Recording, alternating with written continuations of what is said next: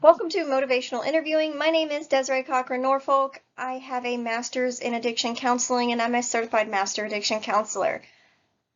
So, when we're talking about motivational interviewing, I want to discuss the stages of change and how they apply to addiction counseling. It's going to be important that you have an understanding about why people come to treatment because it's going to help you to understand the best way to help them. So, when you celebrate the new year, do you customarily make promises about something you want to change in your life, something you want to do differently? According to Forbes, the most common New Year's resolutions, 45% of people say they want to improve mental health, 39% say they want to improve fitness, 37% say they want to lose weight, 33% say they want to improve diet, and 30% say they want to improve their finances. So if you remembered your commitments, were you able to uphold them? According to Forbes, their 2020 New Plate survey found 55% of respondents did keep their New Year's resolutions, but they only kept it for less than a year. 11% of those people lasted 6 months, and 14% lasted at least 3 months, and 19% lasted at least 1 month, and just 11% lasted less than a month. So you see, when some people make a decision to change their behavior, they're able to stay committed to their goal. But some people have trouble sticking to their commitments. They either forget, or maybe they lose interest, or they're derailed by some other priority. And most people think that changing behavior is like just turning on a light. You just flip this switch and suddenly your life has changed. But actually, changing behavior is not like that at all. It's not like that for most of you, and it's not like that for drug users either. So to begin our discussion, let us consider that there are different stages of thinking that a person undergoes in committing to and making a decision to change something in their life. In this unit, we're going to learn about a model that describes these stages of thinking, what we're going to call the stages of change. We also learn about how to identify which stage someone's in. And understanding which stage a person is in is going to help you to determine which strategy is ideal for assisting them to achieve the change that they want to achieve. So we're going to learn how to be detectives, how to determine how enthusiastic a person really is about changing their behavior. We're then going to learn how to respond in a way that encourages the client to change their behavior. So at the end of this unit, you should have a good understanding of the stages of change model. You should know of any unhelpful assumptions that prohibit your client's behavior change, understand the concept of motivational interviewing, understand the rationale of motivational interviewing interventions, and really just appreciate the interplay between the stages of change model and motivational interviewing. So now this is a diagram that really outlines the stages of change based on this model. So people in the pre-contemplation stage are not considering making any change in their drug use within this foreseeable future. They're often referred to as happy users. Their focus is on the benefits that they obtain from their drug use, and they really just discount or ignore any of those potential or existing problems. They might hear messages of concern, but they're going to discount any potential or existing problems. And if those pre-contemplators come for help, it's usually because of pressure by other people, like a spouse who threatens to leave, parents who threaten to disown them, or police or probation officers who threaten to punish them. In the contemplation stage, the person's become aware that a problem exists and is considering giving up or changing their substance use, but they still haven't made that commitment to take any action yet.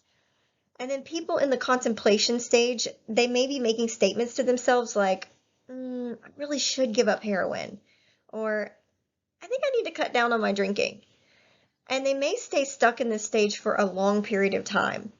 It's not uncommon for a person to move back and forth between the contemplation and the pre-contemplation stage a number of times, before they move into the preparation stage. So contemplators may weigh the cost of their substance use against the benefits, and they may also evaluate the benefits that they obtain from their substance use against the amount of effort or time or energy it's going to cost them to change their use. The contemplation stage is primarily characterized by serious consideration of the problems, coupled with the ambivalence about change.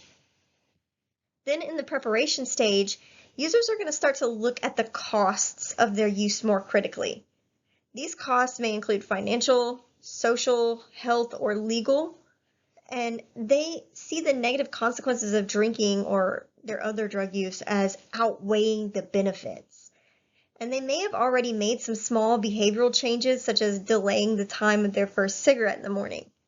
And this is the time when clients need encouragement and assistance in setting some realistic goals and developing a plan of action. A client's goal may not be abstinence, but cutting down or controlling their substance use may be a goal.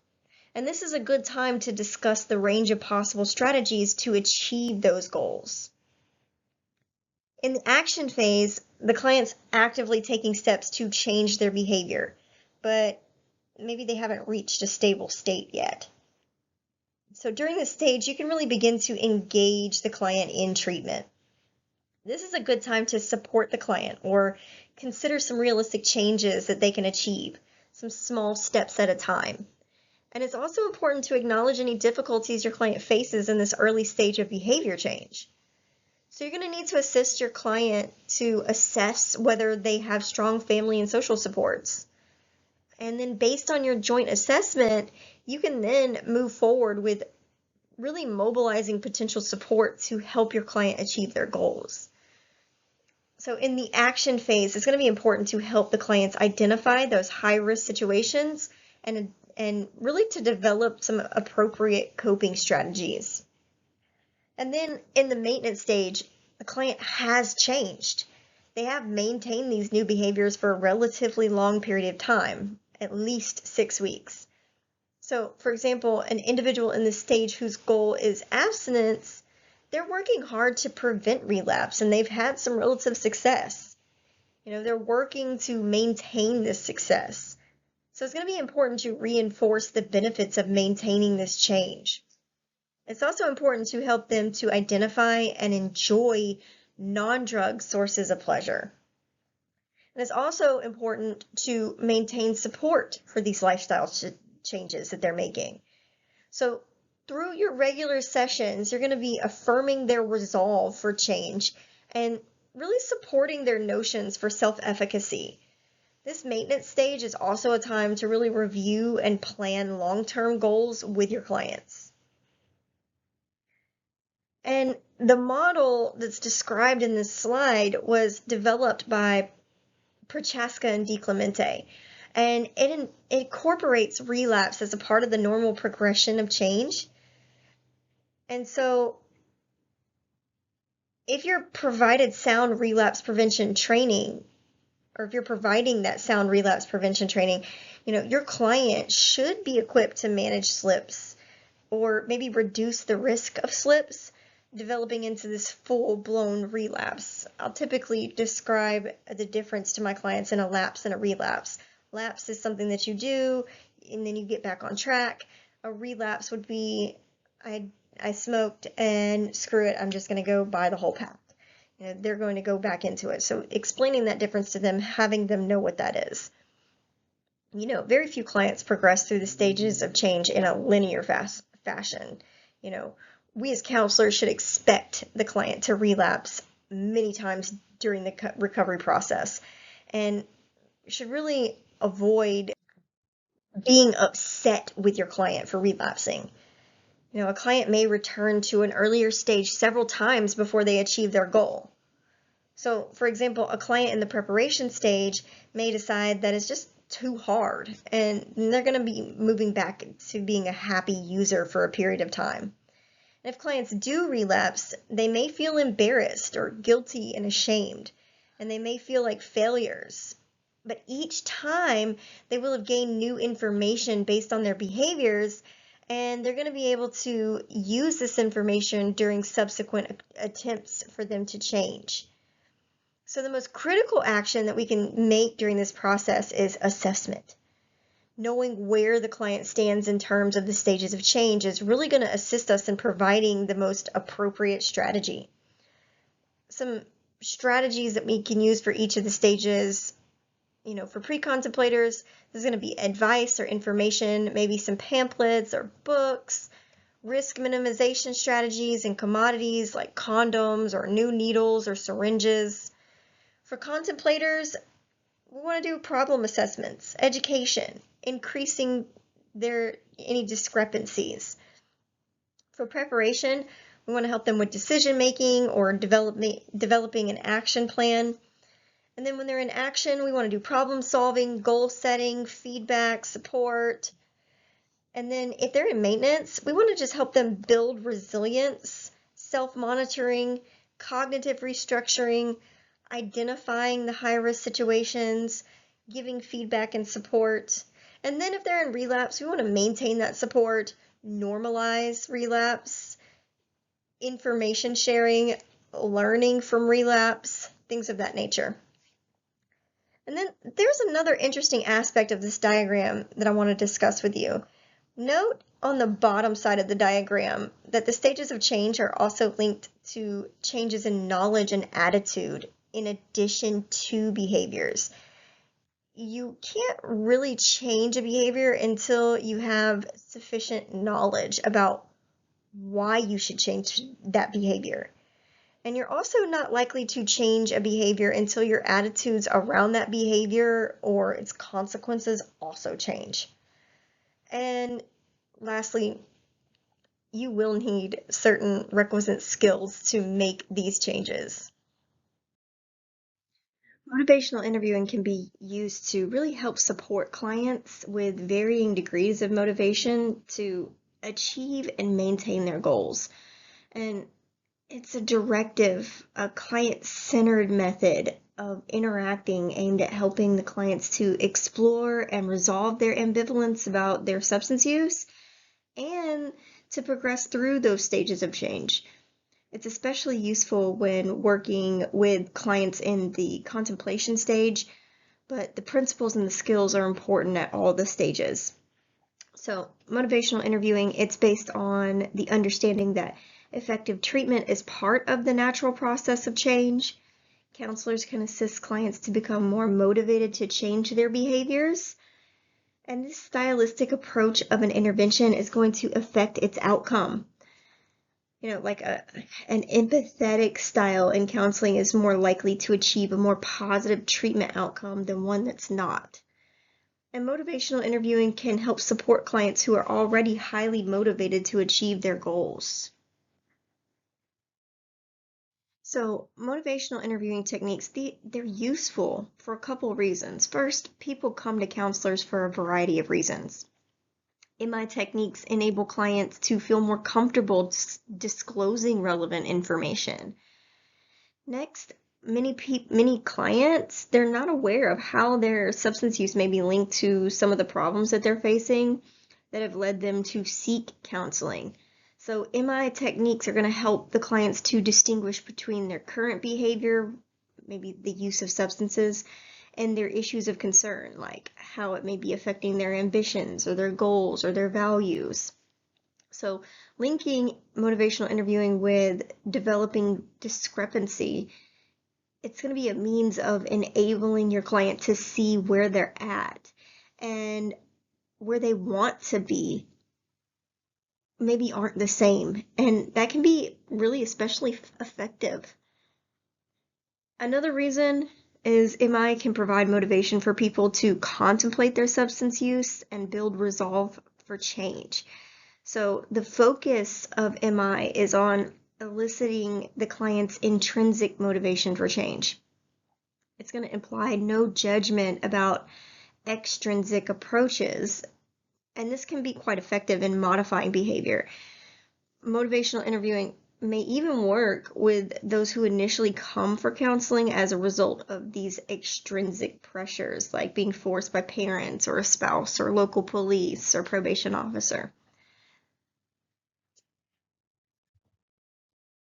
Another reason is that motivational interviewing is going to differ from motivational strategies that are intended to impose change through these extrinsic means, like legal sanctions, punishment, social pressure, financial gain, etc.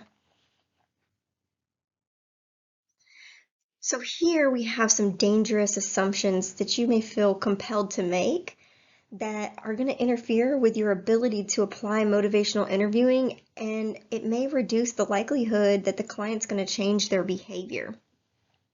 The first is if you believe that clients should change their behavior. And it's also unhelpful to believe that all clients really want to change and they're very enthusiastic about changing. And if you make this assumption, you might begin by thinking something like, oh, this is going to be really easy if my clients are clear about what they need to do. And if you think that everybody's enthusiastic about making changes, then you're going to be very disappointed. A lot of clients are pre-contemplators.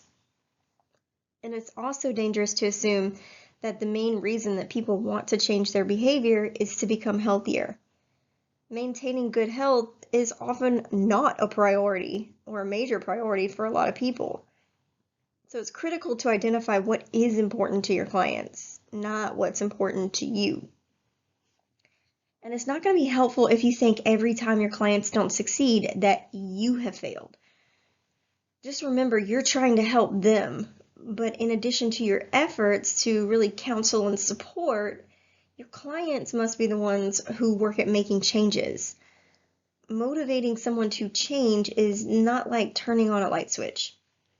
There are degrees of motivation, and we're going to learn how to determine how motivated someone is in order to really assist them to change.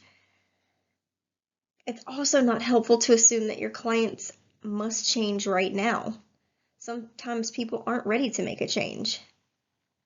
And it might take more time, and it's going to be really unhelpful to insist that they have to do it right now. And it's also unhelpful to think that, you have to be tough with your clients, and that if you're not tough, they're not going to change their behavior. This may have an adverse effect and increase their resistance to change. And then finally, it's not going to be helpful for you to assume that your clients know nothing and that you know what's best for them. A good counselor listens to their clients and learns from them as well. So, motivational interviewing techniques can be applied to assist with behavior change on a variety of problematic behaviors. So, you can assess the client's stage of change. Motivational interviewing can be used really at any stage of change. So, as I've discussed previously, assessing a client's stage of change is going to be really crucial in determining the appropriate interventions to progress with treatment. And motivational interviewing can raise client awareness during the pre-contemplation stage. And it can help with the decision making during the contemplating stage. And then during the action and the maintenance phases, it can remind clients of their resolution to change.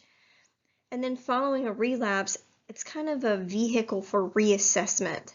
And it's often used most successfully during that contemplation stage, which is a time during which the client is experiencing significant ambivalence. Motivational interviewing is also going to provide an opportunity for the clients to review the costs and the benefits of specific decisions. So this weighing exercise may assist some clients to move into the action stage or to maintain certain behaviors when the going gets tough. And then in addition to helping clients increase their resolve to change, motivational interviewing may help clients clarify the costs and the benefits of their substance use and identify some goals for the future. And as clients are identifying these costs and benefits of what they're doing and where it's leading them, their life goals and maybe consideration for subsequent goals might become more clear.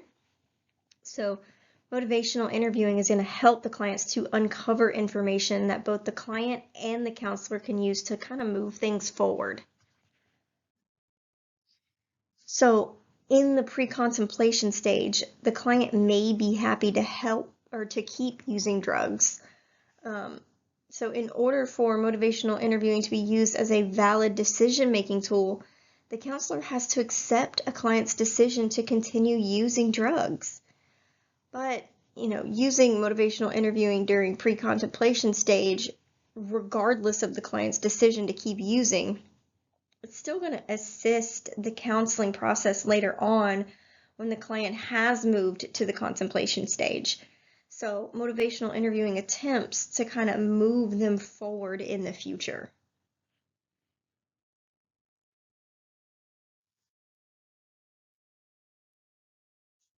So self-confrontation is one of the most important elements in motivational interviewing. Traditional approaches tend to use direct confrontation in order to overcome any client denial. So these approaches can yield even greater resistance. And through motivational interviewing, clients are able to discover some of the costs and some of the benefits of their action on their own. And as they hear themselves speaking about their own problems, they are going to be less defensive. And so they're also more likely to come to their own conclusions and support the next steps than if they were told what to do. And motivational interviewing is going to take advantage of the psychological principle that suggests that people learn about themselves when they hear their own voice vocalize what they think and feel. And they also tend to increase their commitment to do things when they hear themselves say them out loud. And while this doesn't mean that they're going to actually do anything, it's likely to increase the chances of their acting on their own volition. Verbalizing commitment is an important step in making a decision. So before you make a commitment, merely talking about what you're going to do really does increase the likelihood that you are going to do it. So I want you to think about, why is it that you think that talking about the future commitment makes it more likely that it's going to happen? Feel free to pause and put your answer down in the comment box below.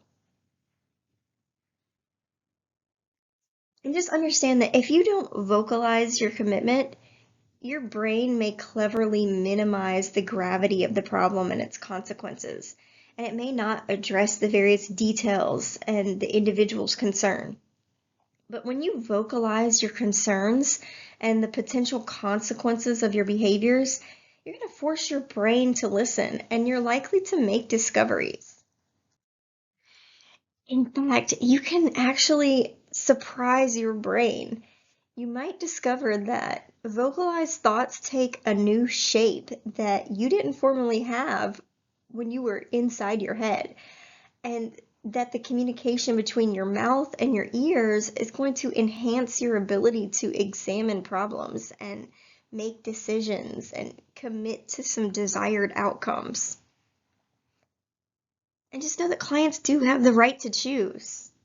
Rather than deciding what's best for the client, the motivational interviewing approach is going to encourage the client to make decisions for themselves. So the counselor only assists the client to come to their own conclusion that change is necessary.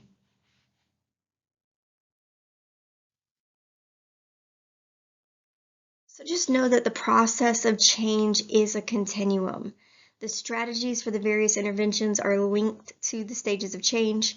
In the pre-contemplation stage, the client's in denial. They don't consider giving it up. In the contemplation stage, this is the, okay, well, maybe. The client begins to think about doing something. Then in the action stage, this is the Nike stage where we're just doing it. The client is attempting to quit or reducing their intake. And then in the maintenance stage, the client has internalized this change. They're succeeding in giving up and they want to maintain that status. And then in the lapse stage, the client is resuming their use, which is a normal part of the change process. And not everyone goes through every stage. So some strategies for interventions are linked to a client's specific stage of change. And an accurate assessment of a client's stage of change is really going to assist the counselor to target the interventions appropriately.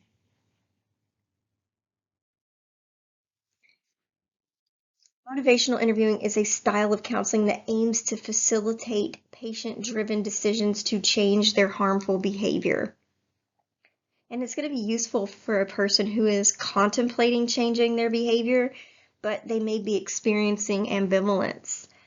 And lastly, when people hear their own words or thoughts, they're more likely to be motivated to make those changes.